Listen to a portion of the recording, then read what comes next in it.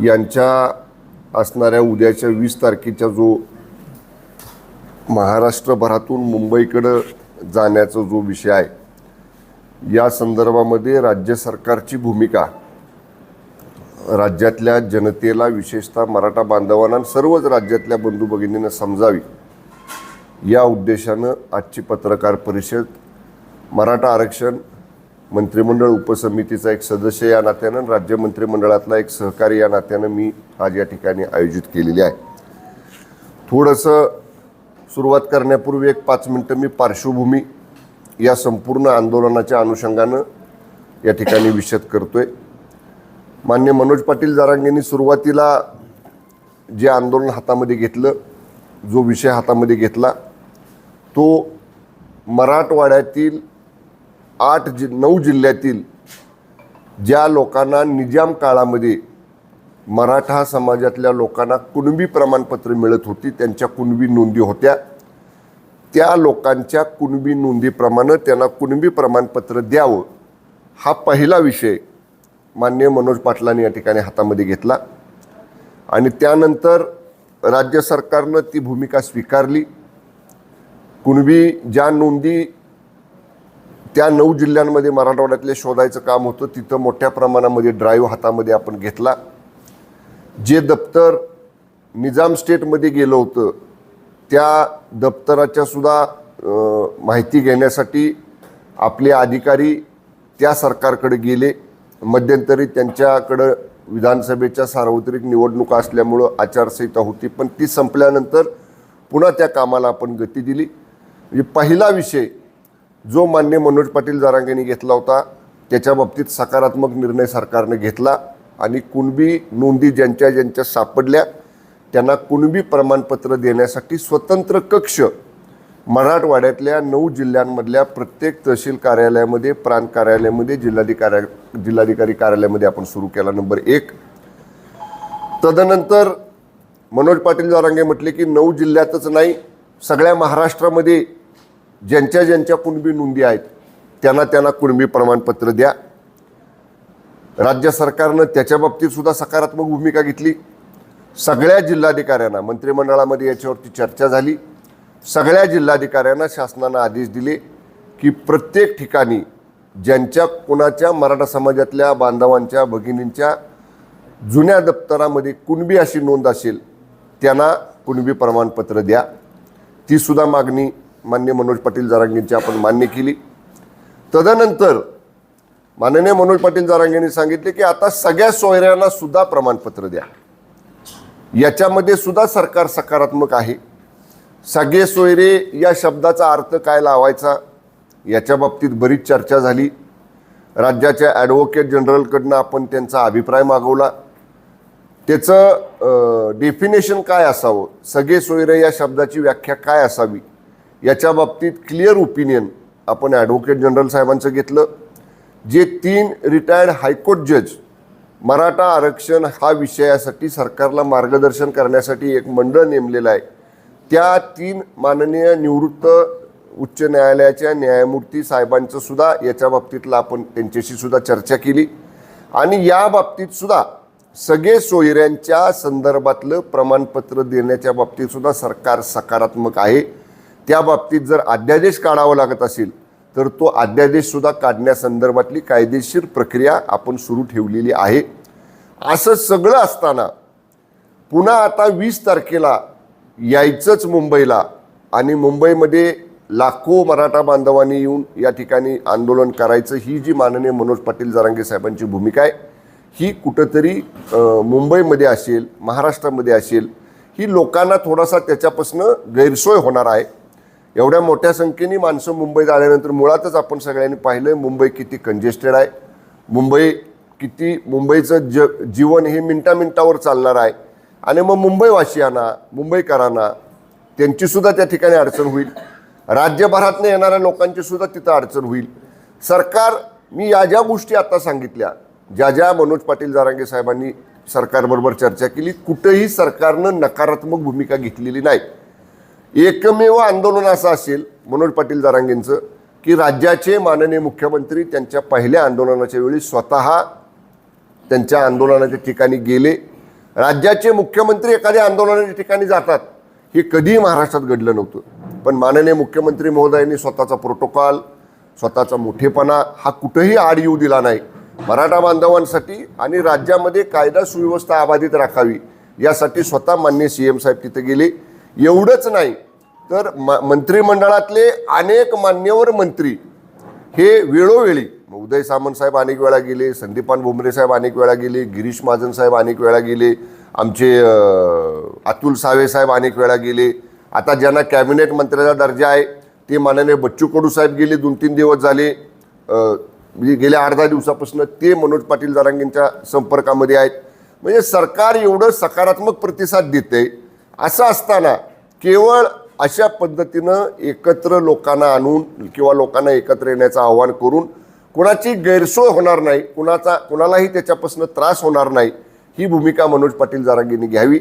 आजच्या पत्रकार परिषदेच्या माध्यमातून सरकारच्या वतीनं आणि मराठा आरक्षण मंत्रिमंडळ उपसमितीचा सदस्य म्हणून मी मनोज पाटील जरांगे साहेबांना आवाहन करतो, विनंती करतो की त्यांनी उद्याचं आंदोलन करू नये. त्यांनी अशा पद्धतीनं सरकार सकारात्मक भूमिका घेते. अजूनही जी व्याख्या सगळे सोयरी शब्दांची आपण केलेली आहे, ज्याच्या बाबतीत समजा अध्यादेश काढावा लागला तर त्या बाबतीत सुद्धा सरकार सकारात्मक आहे. त्याच्यात सुद्धा अजून काही मनोज पाटील जरांगेंना काही सूचना करायच्या असतील तर त्या सुद्धा सूचना आम्ही विचारात घेऊ. सरकार कुठेही मराठा समाजाच्या विरोधात नाही, इतर कुठल्याही समाजाच्या आरक्षणाला आम्ही धक्का लावत नाही. इतकं स्वच्छ भूमिका ही सरकारची असताना आता बघा, अनावधानानं मोठ्या संख्येनं, लाखो संख्येनं लोक मुंबईमध्ये आले. आपण येताना सांगतो शांततेत या, आपण आवाहन करतो, जे नेतृत्व आंदोलनाचं करतात ते आवाहन करतात. पण एवढ्या मोठ्या समाजामध्ये काही 4-2 माणसं अशी असतात की ते सगळं वातावरण खराब करण्यासाठी कारणीभूत ठरतात आणि मग विनाकारण परिस्थिती आपल्या हाताबाहेर जाते. आणि मग परिस्थिती हाताबाहेर गेली की मग सरकारला सुद्धा परिस्थिती आटोक्यात आणण्यासाठी काही भूमिका घ्यावी लागते. आता आपण बघतो अनेक आंदोलनं पाठीमागे झाली, मग त्या आंदोलनांमध्ये अशा पद्धतीनं जर कोणी कायदा हातात घेतला तर त्याच्यावरती कायदेशीर कारवाई झाली. मग परत आंदोलनाची भूमिका घेणारेच लोक सरकारकडे पाठपुरावा करतात की आता आमचे गुन्हे मागे घ्या, आमच्या मुलांच्या नोकऱ्यांचा प्रश्न आहे, आमच्या मुलांना सातत्यानं कोर्टात हेलपाटे मारावे लागतात, आमचं व्हेरिफिकेशन जास्त म्हणजे कॅरेक्टर व्हेरिफिकेशन ते आम्हाला मिळत नाहीत. त्यामुळं सगळ्या पुढच्या गोष्टींचा विचार करून सरकार सकारात्मक असताना मनोज पाटील जरांगे साहेबांनी उद्या मुंबईला येण्याचं जे आव्हान महाराष्ट्रातल्या जनतेला केलेलं आहे ते मागं घ्यावं. सरकार चर्चेला सदैव तयार आहे, त्यांच्याशी अनेक वेळा चर्चा झालेली आहे आणि आत्तापर्यंत ज्या गोष्टी मी सांगितल्या या बाबतीत सरकार कुठंही नकारात्मक नाही, कुठली बाब सरकार दडवून ठेवत नाही. मी एकच गोष्ट जाता जाता सांगेन की आज मी माध्यमांमध्ये पाहिलं की कोणी ट्रॅप लावलाय, कोण काय करतंय, अशा पद्धतीचं एक वक्तव्य मनोज पाटील साहेबांकडून आलं. ते म्हणले कुठल्या मंत्र्यांना ट्रॅप लावलाय. अशी भूमिका राज्य मंत्रिमंडळातला कुठलाही मंत्री कधी घेणार नाही. राज्यात कायदा सुव्यवस्था राखली पाहिजे, राज्यातल्या जनतेचे प्रश्न सुटले पाहिजेत, ही सगळ्या मंत्रिमंडळाची संयुक्त जबाबदारी आहे. त्यामुळं कदाचित मनोज पाटलांच्याकडे काही माहिती आली असेल, त्यांनी त्याची खात्री करावी. एखाद्या मंत्र्याबद्दल त्यांना कोणी काही इनपुट दिला असेल, जरूर माझ्यासारखा एक त्यांचा मित्र आहे, मंत्री आम्ही नंतर आहोत, माझे मनोज पाटील जरांगे पहिल्यापासून मित्र, त्यांनी मला सांगावं. त्यांना जे अनेक वेळा त्यांच्या माझं बोलणं होत असतं, त्यांनी जर मला सांगितलं की असं असं मला समजतंय, आम्ही जरूर त्याची शहनिशा करू. पण मी 110% सांगतो, कुठलाही मंत्री मान्य मनोज पाटलांच्या बाबतीत अशी भूमिका घेणार नाही. त्यांच्याबद्दल सगळ्यांना आदर आहे, त्यांच्याबद्दल सगळ्यांना प्रेम आहे आणि चर्चेतनं राज्यातली कायदा सुव्यवस्था बिघडणार नाही अशी भूमिका उद्याच्या आंदोलनाबाबतीत मनोज पाटलांनी घ्यावी. त्यांनी त्यांचं आंदोलन रद्द करावं, राज्य सरकारला सहकार्य करावं. केव्हाही राज्य सरकारची 24/7 त्यांच्याशी या प्रश्नावर चर्चा करण्याची तयारी आहे. राहता राहिला प्रश्न, जे 54 लाख लोकांचे नोंदी सापडल्यात त्यांना 20 तारखेच्या आत प्रमाणपत्र द्या, हे जे माननीय मनोज पाटील सांगतायत.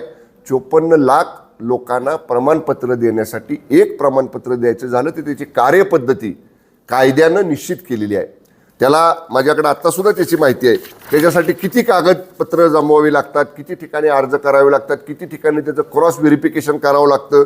आणि घाई गडबडीमध्ये एखादं प्रमाणपत्र दिलं आणि उद्या ते चॅलेंज झालं आणि एका चॅलेंज झाल्यामुळं जर या सगळ्याच भूमिकेला, या सगळ्याच प्रक्रियेला जर समजा कोर्टात ती अडकून पडली तर घाई गडबड केल्यामुळं आपणच आपल्या पायावर दगड पाडून घेतल्यासारखं होईल. जर सरकारनं कमिटमेंट केलेली आहे, ज्यांच्या नोंदी सापडलेल्या आहेत त्यांना अर्ज केल्यानंतर त्यांची सगळी कागदपत्र तपासून जे त्या निकषामध्ये बसतायत त्यांना प्रमाणपत्र देण्याबाबतीत सरकार कुठेही चालढकल करणार नाही. सरकारनं वेगळे कक्ष, स्वतंत्र कक्ष यासाठीचे प्रमाणपत्र देण्यासाठी प्रत्येक तहसील कार्यालयात, प्रत्येक प्रांत कार्यालयात, प्रत्येक जिल्हाधिकारी कार्यालयात असे कक्ष केलेले आहेत. त्यामुळं सरकार एवढी सगळी भूमिका सकारात्मक घेत आहे. माननीय मुख्यमंत्री महोदय हे स्वतः सकारात्मक याच्या बाबतीत आहेत. जरी माननीय मुख्यमंत्री महोदय गेली 3 दिवस परदेशामध्ये होते, काल माननीय मुख्यमंत्री महोदय आल्या माझं त्यांचं या बाबतीत बोलणं झालं. आपण काय काय कार्यवाही केलेली आहे, आपण कशा पद्धतीने याच्यात पुढे जातो आहोत याच्या बाबतीत सरकारच्या वतीनं ही भूमिका आम्ही या ठिकाणी स्पष्ट करतोय.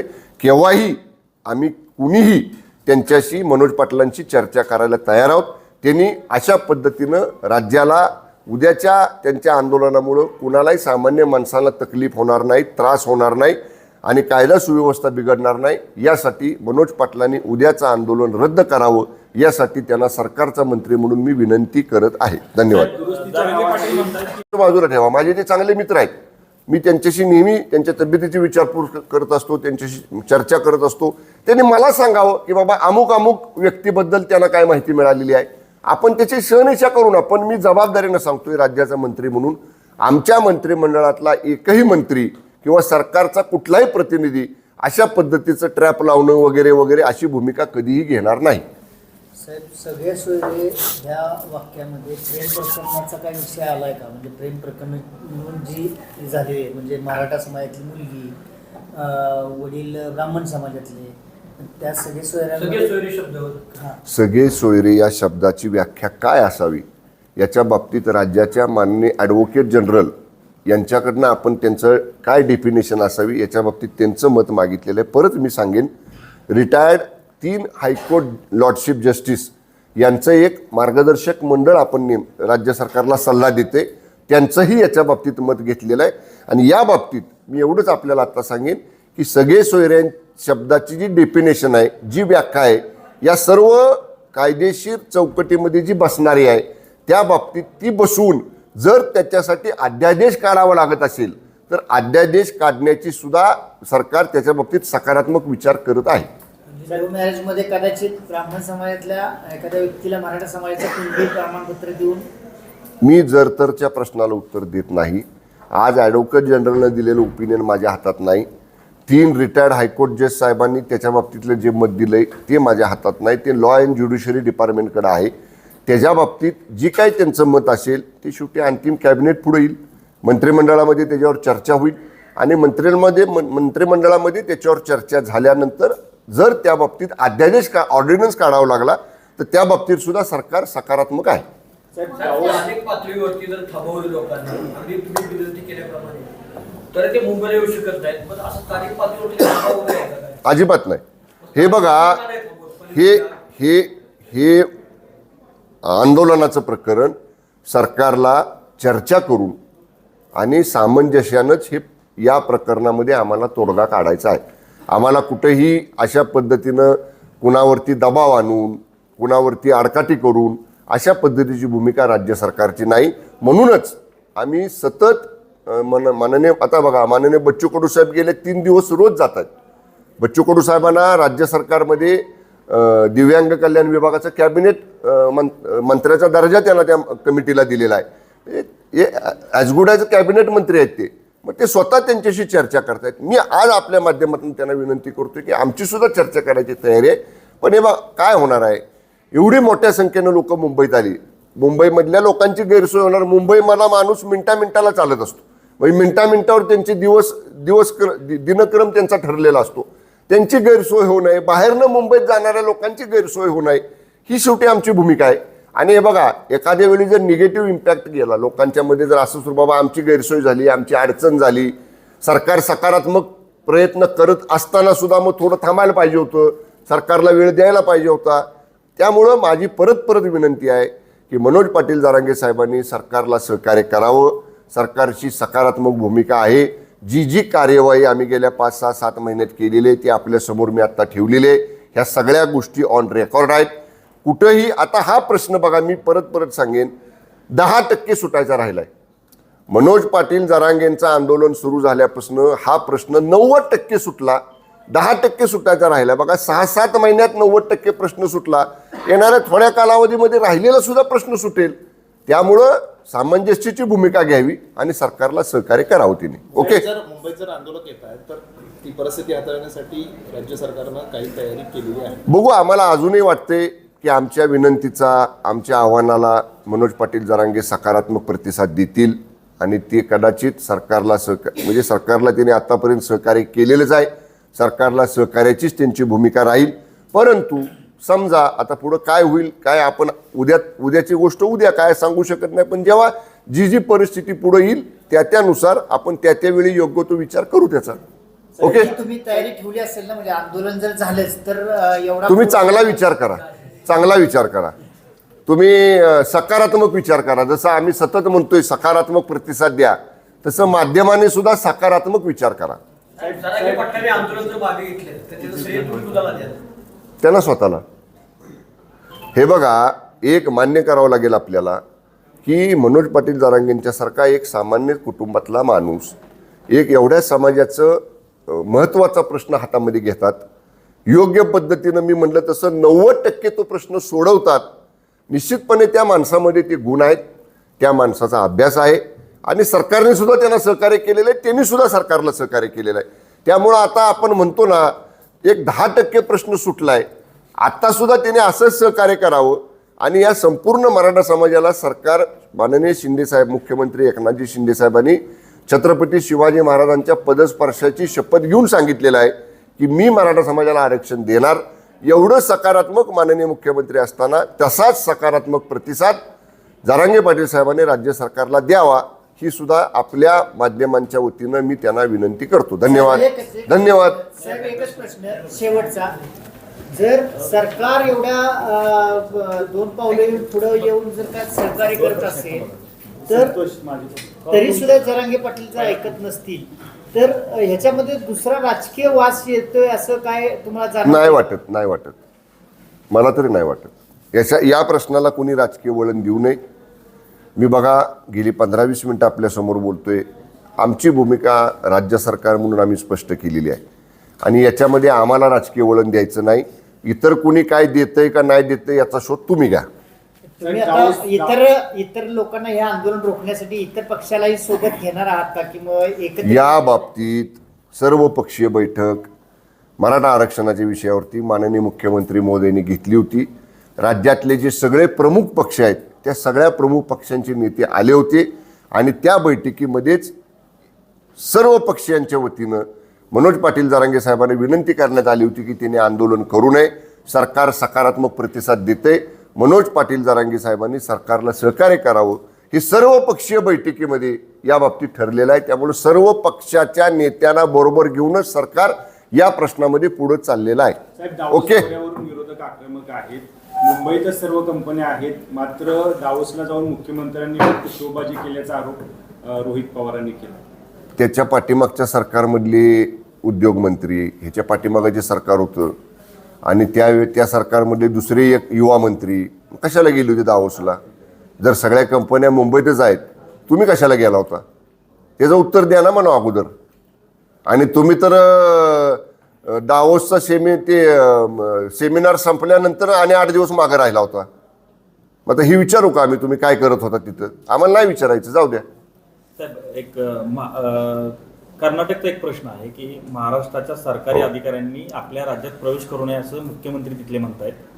काही योजना ज्या आहेत त्या बेळगावसह भागामध्ये राबवण्यात आल्या आहेत महाराष्ट्र शासनाच्या वतीने. आपण मुख्यमंत्री आरोग्यदायी योजना जी आहे ती आपण सीमावर्ती भागातल्या मराठी बांधवांसाठी लागू करायचा निर्णय घेतला. प्रातिनिधिक स्वरूपामध्ये त्यातल्या काही लाभार्थींना आपण प्रत्यक्ष तिथं जाऊन लाभसुद्धा दिला. कर्नाटक सरकारची ही भूमिका कुठल्या राज्याच्या सरकारच्या अधिकाऱ्यांनी येऊ नये ही पूर्णतः लोकशाही विरोधी आहे. या बाबतीत महाराष्ट्र सरकारची तीव्र नाराजी केंद्र सरकारकडं आम्ही कळवणार आहोत. कर्नाटक आणि महाराष्ट्र सीमावर्ती भागाचा समन्वयक मंत्री मी आहे. त्यांचं मुख्यमंत्र्यांचे स्टेटमेंट आल्या मी आपल्या राज्याच्या माननीय मुख्यमंत्र्यांना संपर्क केला. माननीय मुख्यमंत्री त्यावेळी परदेश दौऱ्यामध्ये होते. रात्री उशिरा माननीय मुख्यमंत्री आलेले आहेत. आज माननीय पंतप्रधानांच्या दौऱ्यामध्ये CM साहेब सकाळपासून आहेत. मी माननीय पंतप्रधान महोदयांचा दौरा संपल्यानंतर CM साहेबांशी बोलणार आहे आणि या बाबतीत शासनाच्या वतीनं केंद्र सरकारकडं कर्नाटक सरकारच्या भूमिकेबद्दल तीव्र नाराजी आम्ही लिखित स्वरूपामध्ये केंद्राला कळवणार आहे.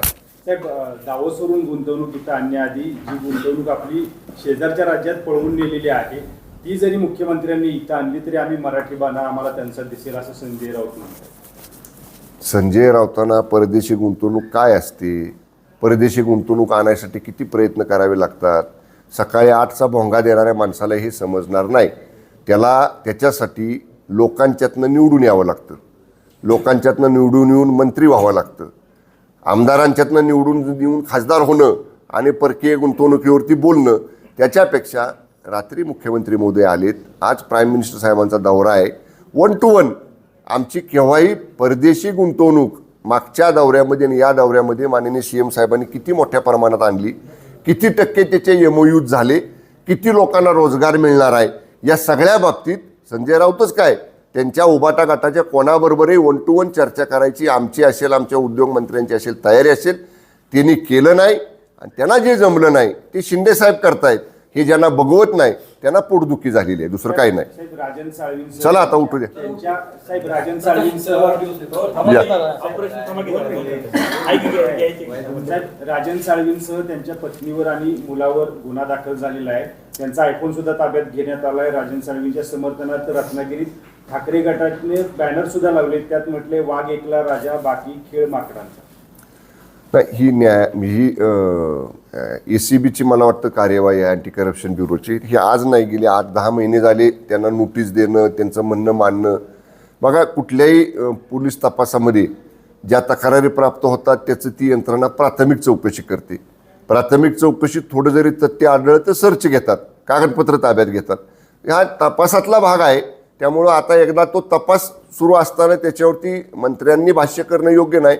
मग पोलीस असतील किंवा अँटी करप्शन ब्युरो असेल, त्यांना जे अधिकार आहेत त्याप्रमाणे ते त्यांचं काम करत असतील. समजा एखाद्याला कोणाला वाटलं की आपल्यावरती याच्यात अन्याय होतोय, त्यांना न्यायालयाचे दरवाजे खुले आहेत, त्यांनी न्यायालयासमोर जाऊन सांगावं की ही चुकीचं आहे माझ्यावरती होणारी कारवाई. पण अशा बाबतीत कुठेही राजकीय आकसबुद्धीनं अशी कारवाई कधीही केली जात नाही. Okay, thank you.